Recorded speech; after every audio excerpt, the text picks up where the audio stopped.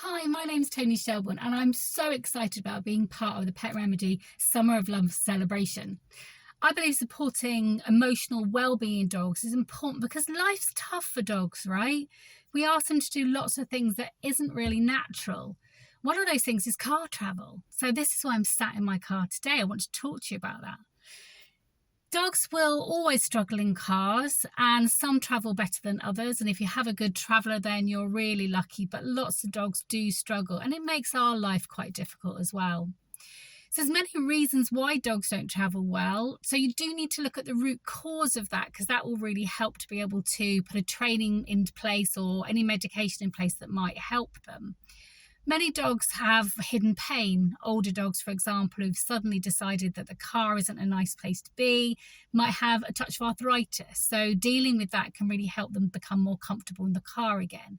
You'll know yourself if you travel and you've got a sore back, that movement in the car really exaggerates that pain and really brings it on more. So sorting that out, any behavioural issue that comes up usually is very often rooted in pain. So look at that. Other root causes could be that you've just got a very young dog who's still growing really regularly, and that throws them out of balance, or their ears haven't developed properly. And again, they can really struggle with traveling in the car because they just can't kind of work out how to use their bodies. So balance can be a big issue. They might have had a fright. They may have had an accident, been thrown off the back seat when you've had to do an emergency stop, for example. So many reasons why dogs can be upset. So really think about it. Go a bit detective, find out what that root cause is, and then you can start to tailor-make what you're doing. Now, what I want to do today is just give you a few tips of what might help. So, of course, the first thing that is going to be great is using your Pet Remedy in the car. So having your diffuser hanging on the window or off your mirror, or spraying it on the dog's bed before you travel, that's really going to help just to settle down some of their anxieties. Other things we can do is look at where they travel. We often have dogs on the back seat. It's a great place to be. It's out of the crumple zone. And as long as they're safely connected into somewhere, it means they can't get to us or don't get thrown around in an accident. It's a fantastic place for them to be. However, it's really narrow. They're designed for humans. What our dogs want to do, just like us, is they want to face forward or back. If they have to face sideways, they can often feel sick.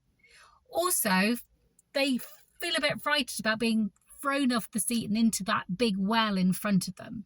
So one of the things you can do is fill those in. I use firm foam, or bean bags are really good as well. Just use enough stuffing to be able to make it a nice solid platform, that well behind your seat in the front passenger seat. You can then put a nice stable bed over the top, and that will really help them to feel like they can lay in a position that they want to. If they have to travel in the boot, that's great. But if they're in a crate, make sure that crate is able them to go forward or backwards again, so they don't have that fast movement out the side that can make them feel sick. If they are a bit nausea, one of the easy things you can do is ear work. So taking your dog's ears and doing a nice stroke from the base of the tip, making sure you cover the whole of the ear. If you are having to travel on your own, you can do some of that before you travel. That can help.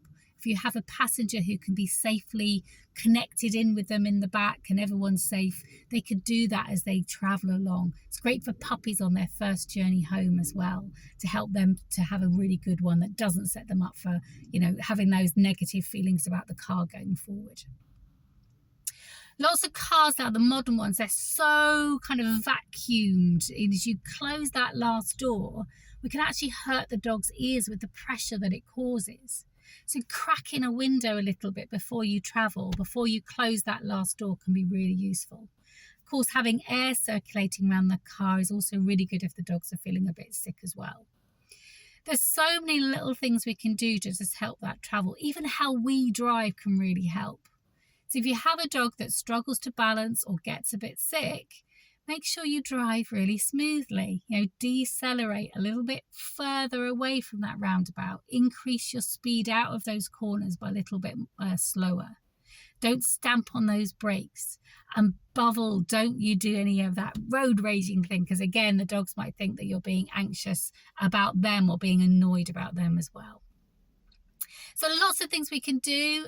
There's loads more information on the links below, information that takes you to the book that myself and my co-writer Karen Bush has written. I hope that helps, and enjoy the rest of your summer of love.